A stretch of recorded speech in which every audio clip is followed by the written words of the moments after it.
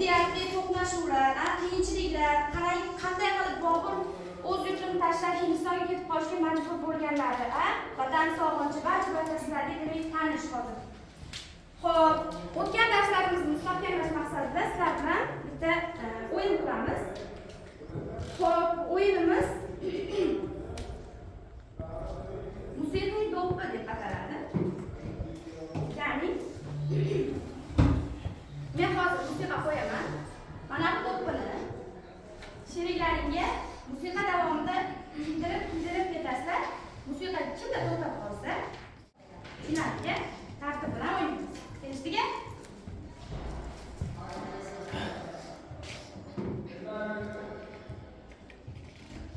Boshlaymiz.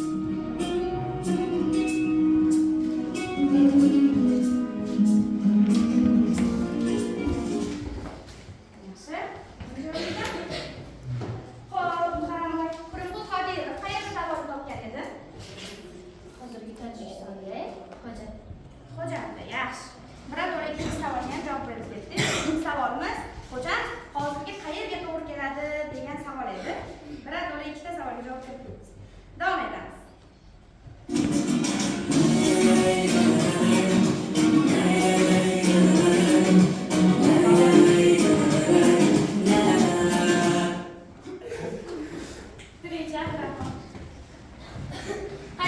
Temuriylar sulolasining so'nggi vakillaridan biri shoh, shoir va olim kim edi?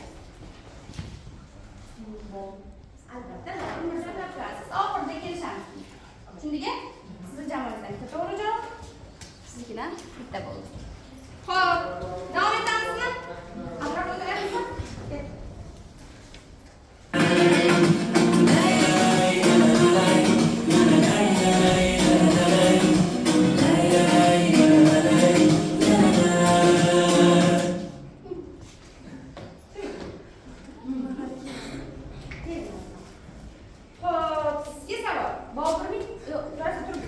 Boburning otasi kim edi? Umar Sharif Mirzo. To'g'ri, Boburning otasi Umar Sharif Mirzo edi. Baxtiyorga beraman. Davom etamiz. Juda tezlashib ketyapmiz. Lekin do'ppini boshga kiyib, uni his qilib, do'ppiligini kiyib o'tamiz. Ketdi.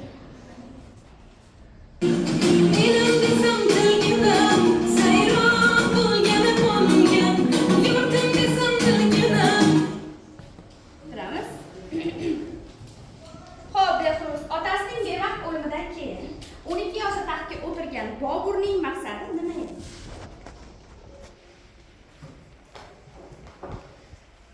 Ya'ni 12 yoshda taxtga o'tirgan Boburning maqsadi nima edi? Maqsadi o'sha anaqa davlatni boshqarish. Davlatni tuzish, ya'ni Temuriylar davrida parchalanib ketgan davlatni nima qilish edi?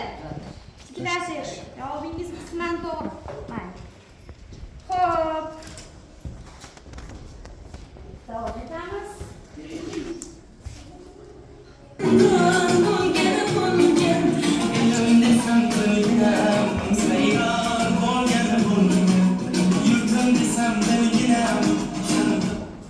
Romani ustida necha yil faoliyat olib, necha yil ishlagan? 10 yil davomida, demak bitta roman yozish uchun unga 10 yil vaqt ketgan ekan. 10 yil izlanish qilgan ekan. Juda ham to'g'ri. Xo'p, davom etamiz. Bo'lgani bo'lgan chamanimning chiroyi gunoh qilib gunoyi yuragimning bir joyi rayhon bo'lgani bo'lgan. Xo'p, Bobur qaysi jangdan so'ng Hindiston taxtini egallaydi? Aynan qaysi jangdan keyin? Panipat jangidan keyin. Juda ham to'g'ri. Barakalloh. Xo'p, davom etamiz.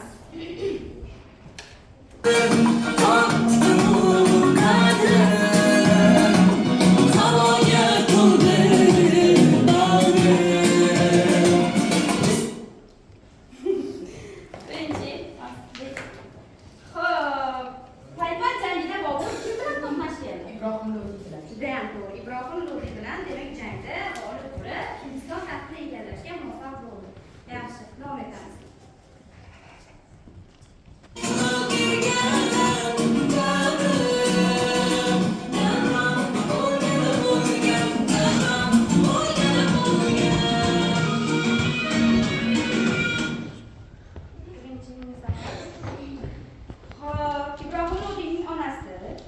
bayda qo'rg'on darvozalarining kalitini qayerda Bobur Mirzoga topshiradi?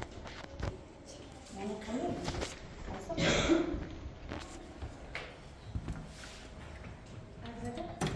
Yo'q. Yordam beraman. Aynan Hindistonda mashhur bo'lgan qaysi daryoning bo'yida? Qaysi daryoning bo'yida Boburga bu kalitlarni topshiradi? Buni biz adabiyot darsimizda ham o'qidik. Yo'qmi javob? Yaxshi. O'tiring. Savolda endi keyin bir yordam beramiz. Davom etamiz.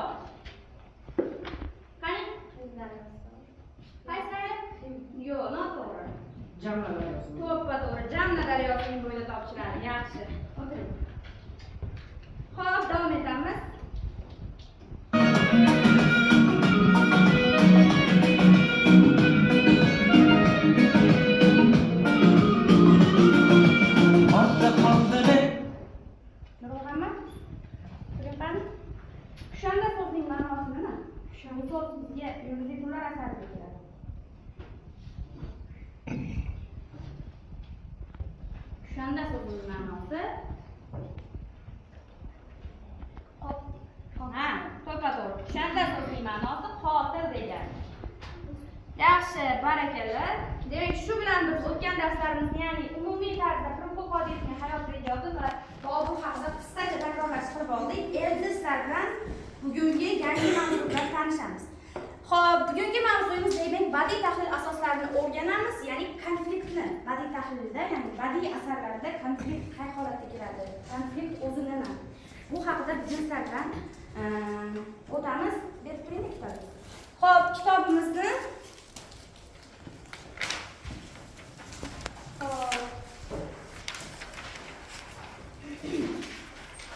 kitobimizni 171-bejini ochamiz.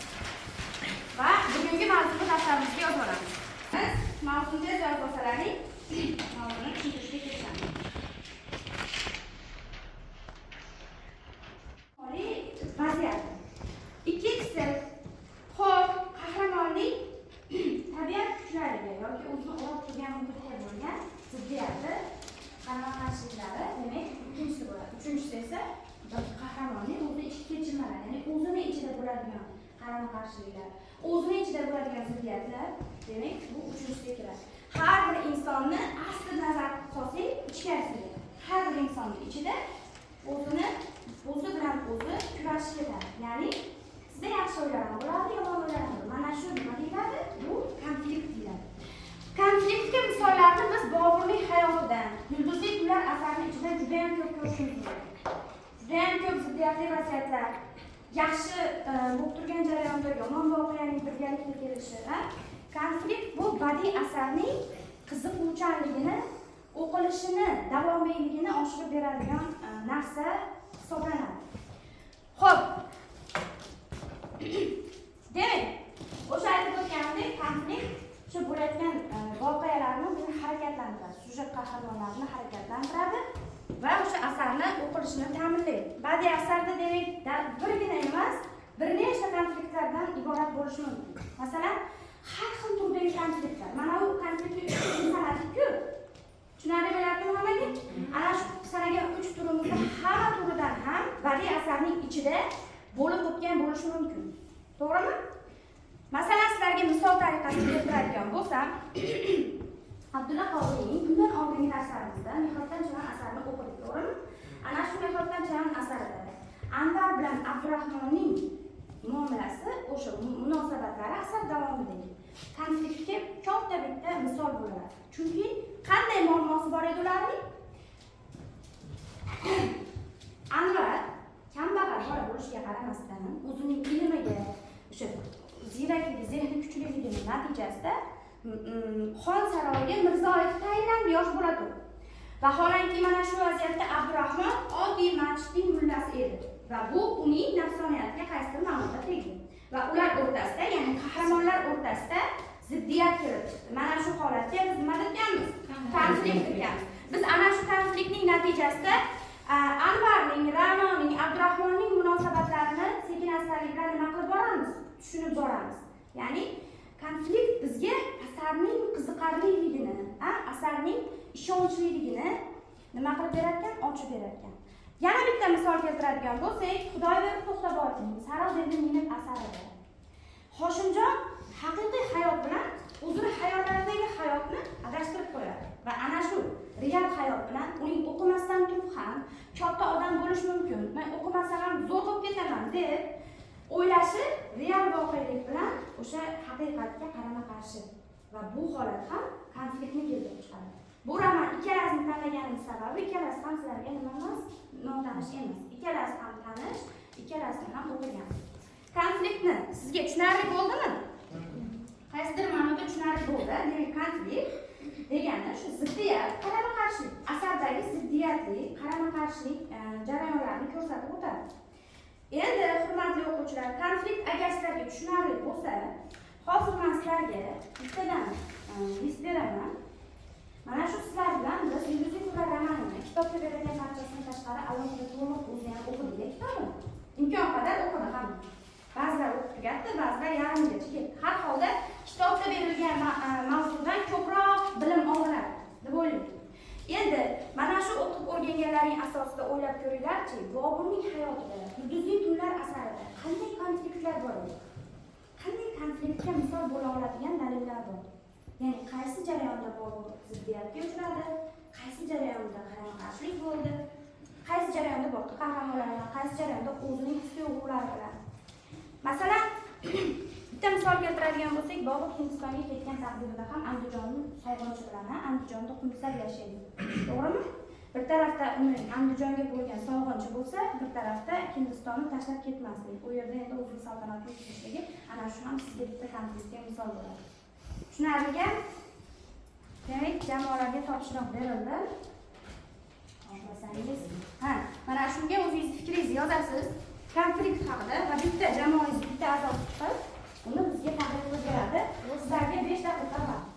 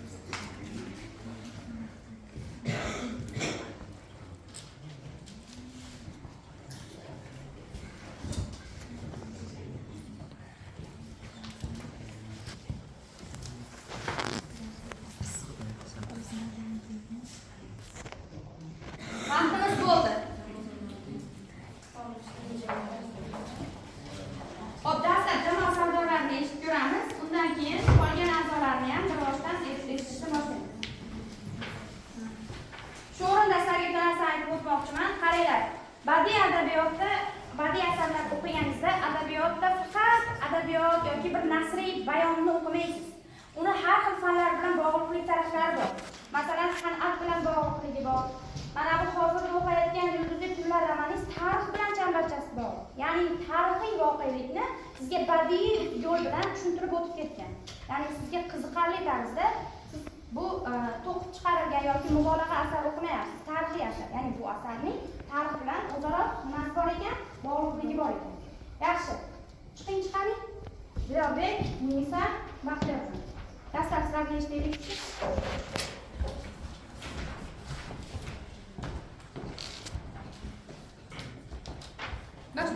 Samarqand Boburning qo'liga ikkinchi marta o'tishi.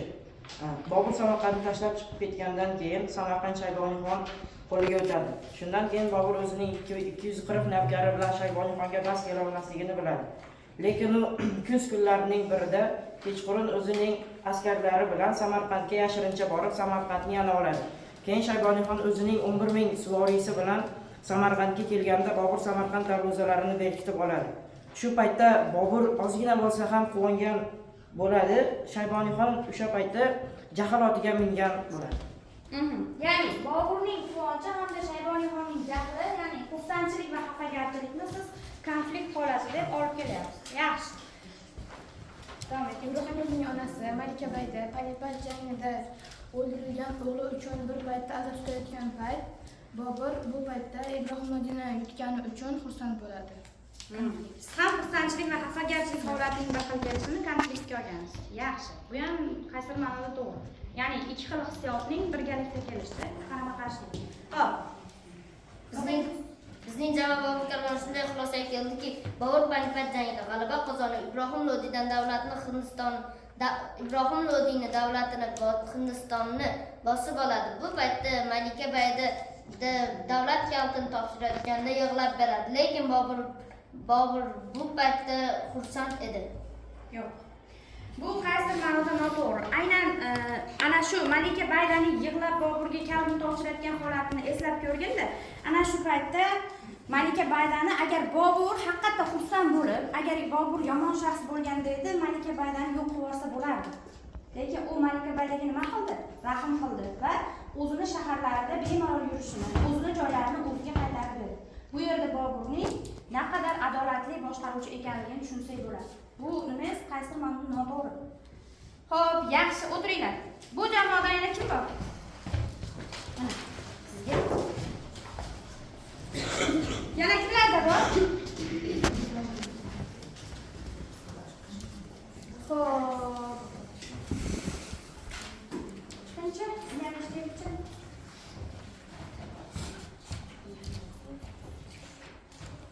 Bobur Samarqandni bosib olgandan keyin juda og'ir kasal bo'ladi. Shunday paytda Ahmad Tanbal uni Samarqandda ekanligidan foydalanib, akasini qarshi qilib Andijonga urush qilayotgan edi. Ya'ni buni qahramonlar o'rtasida ziddiyat deb olsak bo'ladimi? Ya'ni Ahmad Tanbal bilan Boburning o'zaro ziddiyati. To'g'rimi? Yaxshi, o'tiring. Xo'p, o'tirgan narsalarni mustahkamlashni mana kichkina dastavotdan yechib olamiz. Buning uchun demak bir boshdan odamlarni men o'zim chaqiraman. Ya'ni xo'p, birinchisiga chiqadim. Muharramoy.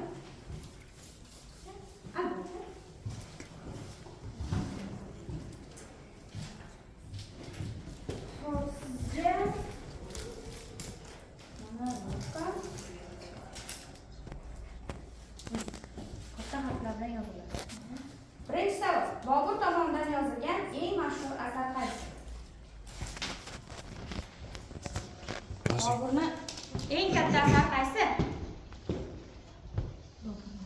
Albatta. Nega o'ylanasiz?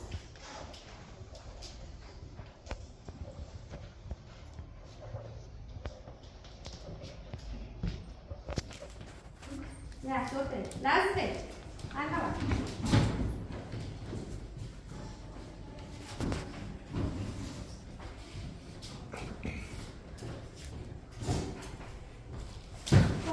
Bobur tug'ilgan shaharni yozing. Ikkinchisiga Andijon. Yozing. Ikkinchisiga yaxshi,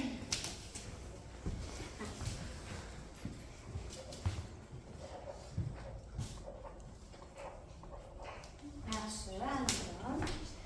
Xo'p, uchinchi savolimizda tikcha texnik nosozlik bor ekan. Shuning uchun to'g'ri savolga keta olamiz. Chunki buni o'quvchilar tushgan. Boburning otasi kim edi? To'rtinchi savol. Siz edingizmi? Chiqing siz. Yo'q, siz. Ha, mikrofon sen chiqar qol. To'rtinchi savolga. Albatta yo'q. Umarshak.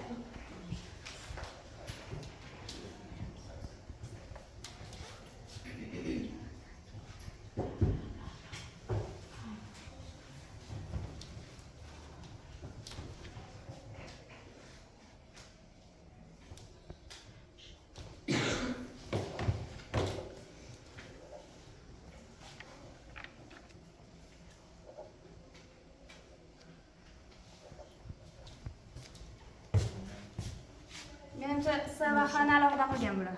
Shunaqami? Kel. Mana bu yerga S qilasan ekan, mana bu yerga H, keyin A, keyin Umarshak. Yaxshi.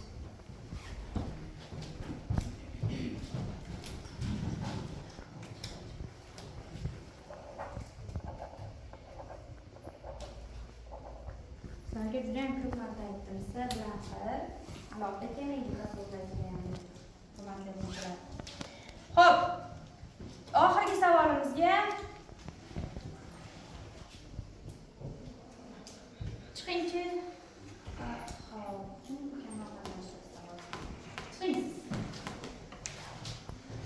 Sizga endi oxirgi savol. Qarang, respublika mana qarang. Oltinchi savolga shundoq aytgan javob boshlayotgansizda bu yoqqa davom etamiz. Tushundingizmi? Savolni eshiting. Bobur kimning avlodi hisoblanadi? Albatta. Yozing. Yo'q, yozmaydi. Bunga yozing.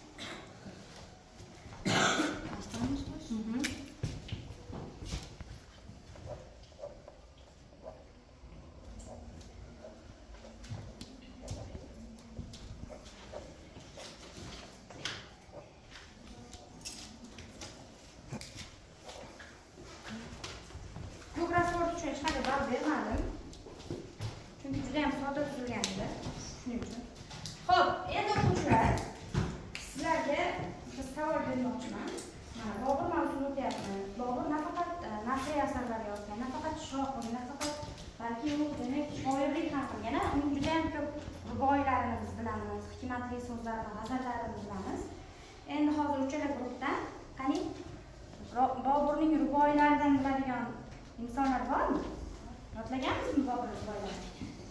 Hop, birinchi jamoadan Yo'qbek, Madina. Yaxshi chiqamiz. Qani? Kim chiroyli aytishga urinadi? Ruboiymi? Ha, yaxshi. Boshla. Boburning burun mahrami asror etding, vaslingga berib yo'l o'zingga yor etding.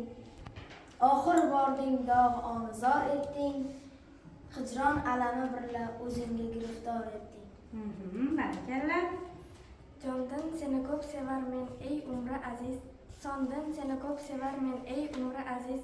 Har neniki sevmak andin ortiq bo'lmas, andin seni ko'p sevarmen ey umri aziz. Barakalla. Ko'pdan beri kim yor diyorim yo'qdur, bir lahza bir nafas qarorim yo'qdur. Keldim bu sari o'z ixtiyorim birla, lekin borurimda ixtiyorim yo'qdur. Barakalla. O'tiringlar. Judayam yaxshi.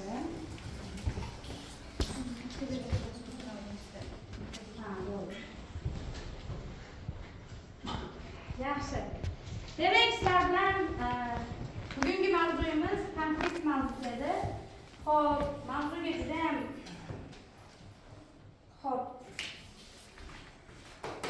katta mavzu emasdi bu, ya'ni mana shu yulduzli kunlar asarimizning tugallanishi arafasidagi badiiy asardagi tahlillarni o'rganishimiz kerak edi. Xo'p, Ibrohimjon keltirsin. Konflikt degani nima ekan? Konflikt zid bir-biriga qarama-qarshi Qarama-qarshi ziddiyatli vaziyatlarni badiiy asarda konflikt deb atalgan. To'g'rimi? Yaxshi, o'tiring. Azadbek. Xo'p, konfliktni asosan nechta turi bor ekan? Qaysilar ekan?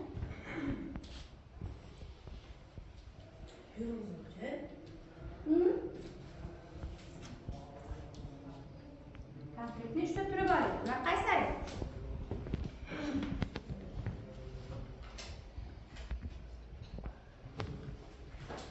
Xo'p, mana aytingchi. Birinchisi qahramonning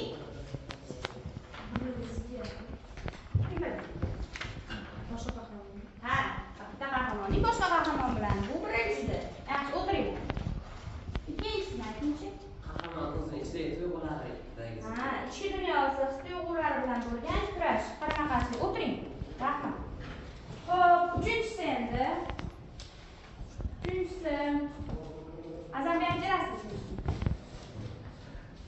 Ularning Uni ikkinchisiga aytishdi. Xo'p, Behruzbek birinchi aytingchi. o'sha boshqa qahramon bilan tabiatda unaqa. Tabiat hodisalari yoki o'zini atrofida o'rab o'tib turgan voqea hodisalarga nisbatan konfliktiga demak shunaqa bo'ladi. O'tiring, yaxshi. Xo'p, o'tiring.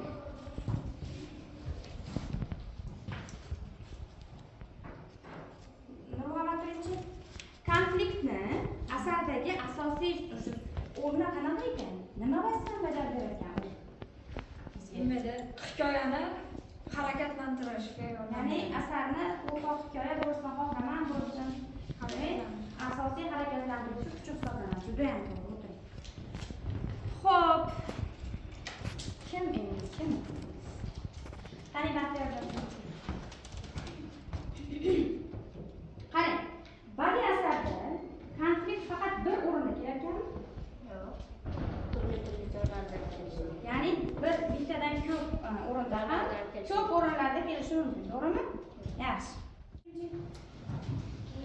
Sariq dengiz asaridagi Hoshimjon. Aha, juda ham to'g'ri. Sariq dengiz asaridagi Hoshimjonni biz qaysi jihatni konfliktga oldik? Mashhurbek? Ana o'zini o'zi bilan o'sha gaplashib Nima? Ustoz.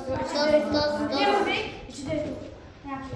O'qimasdan turib yaxshi natijalarga erishishdi, lekin vaholanki yonidagi o'qituvchilarining fikri o'qimasang, agar o'qimasang, inson o'qimasa hech qanday natijaga erisha olmaydi. Hozir bu yerda o'sha Hoshimjon va o'qituvchilarining fikri o'zaro konflikt. Aynan shunaqa ham bo'laveradi. Ammo bu vaziyatda uning o'qimasdan turib ham katta odam bo'lib ketishligi bu bolalik bir xayoli xolos, bolalik tasavvuri xolosligi. Ya'ni real voqeadan juda ham uzoqdaligi. Uning xayollari bilan real voqeaga nisbatan nima bo'ldi? Konflikt bo'ldi. Ya'ni qarama-qarshilikka uchradi. Juda ham to'g'ri. Xo'p, endi hurmatli o'quvchilar, sizlarga hozir bitta topshiriq beraman. Hammalaring o'sha oldingizda turgan diskka mana shu darsimiz yuzasidan ikkitadan savol tuzasiz. Ikkidan, butun jamoa. Kelishdiki? Ha, yulduzli turlardanmi, Pirimqul Qodirovdanmi, ya'ni umumiy o'sha takrorlash qilib, ikkitadan savol. so'z bersa, Ha? so'z bersa ham bo'laveradi. Ha. Uning uchun sizga atigi 2 daqiqa vaqt sizga. Xo'p.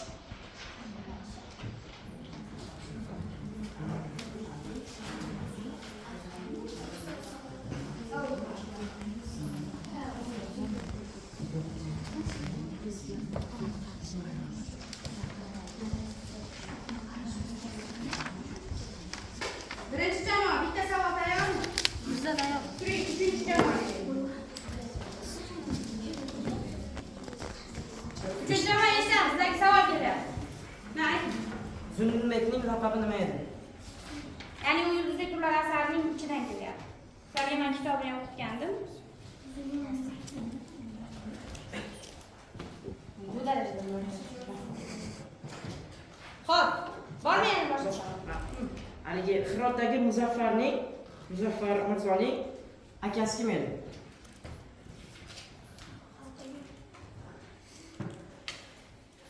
Buddaiston. Dizon. To'g'ri. Baddiyoz zamoni. Yaxshi. Xo'p, uchinchi jamoa. Savollar tayyor? Ikki. Bitta dona bo'lsin. Bo'ldi. Turing. Birinchi jamoaga bering.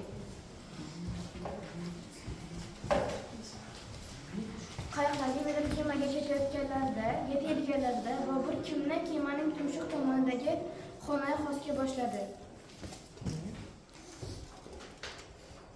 Ular qayoqqa ketdi? Qayiqlarga minib kemaga yetganlarida Bobur kimni kemaning tumshuq tomonidan xonaga xosga boshladi. Hindistonda bo'layotgan voqeami?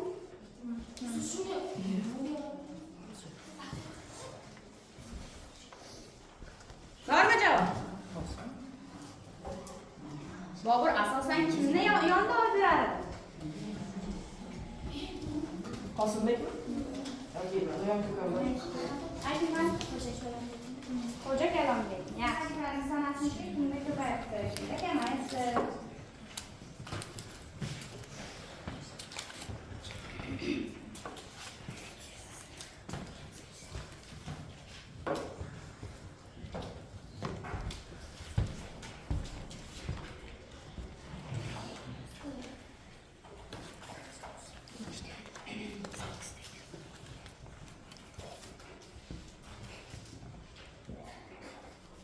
Bo'ldimi?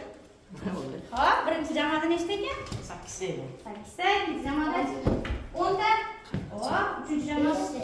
Demak, o'z-o'zidan ko'rinib turibdiki, bugungi o'yinimizning g'olibi, demak, aktiv bo'lib, hamma savollarga o'z vaqtida javob bergan jamoamiz. Demak, ikkinchi jamoa ekan, tabriklab qo'yamiz. Shunchaki tabriklamaymiz. Arzimagan sovg'amiz bor. Har bir ishtirokchini arzimagan sovg'amiz bilan siylaymiz. Lekin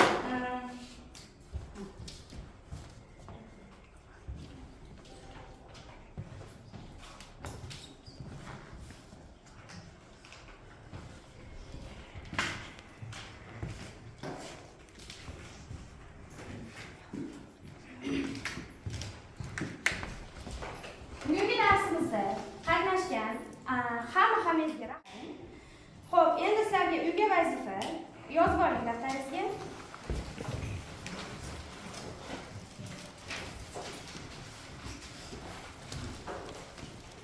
Xo'p. Uyga vazifa.